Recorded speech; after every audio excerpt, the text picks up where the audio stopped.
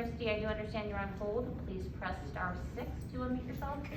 Kristie Sepulveda. My name is Kristie Sepulveda-Burchit of Educate. Educate is a statewide grassroots nonprofit organization that serves families who have children with exceptional needs. First, I am here to support LAUSD in their proposal under Item 30 to align LAUSD student vaccination requirements with the state's implementation timeline.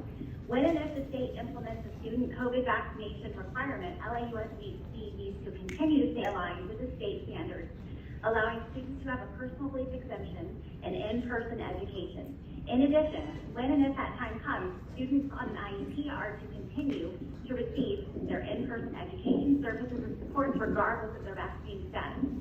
I would ask that LAUSD align state public health officers order dated August 11, 2021, titled Vaccine Verification for Workers in Schools, in relation to LAUSD employees, whereas school workers who are unvaccinated are tested weekly.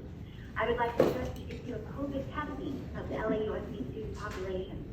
We have several LAUSD families we have been assisting that have students on an IEP that have been unable to attend in-person school because of the requirement of COVID test. I would like to ask LAUSD to consider these families and the importance of their access to in-person education. A recent investigation conducted by the Office for Civil Rights confirmed what many of our families experienced, and that students on an IEP were having to fend for themselves during distance learning, as they were left with little, if any, education and specialized assistance.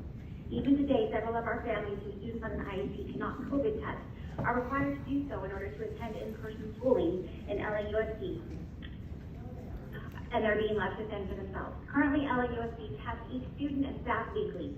LAUSD's initial testing program budget was $150 million. Now that the school year is almost over, it is estimated to cost $530 million, nearly 4 times the initial budget. It costs over $12,000 to identify a single positive test. LAUSD with weekly testing and quarantine programs have led the district to one of the worst chronic absenteeism rates in California, with almost half of students being chronically absent in the school year, which is about double the state's average. The lowest of that loss in ADA funding to LAUSD is $80 million. With these COVID testing measures in place, there is no improved public health outcomes, only worse financial outcomes, and negative and inequitable impact to LAUSD student education. I would ask LAUSD to immediately terminate the student COVID testing requirements. Thank you very much. Woo!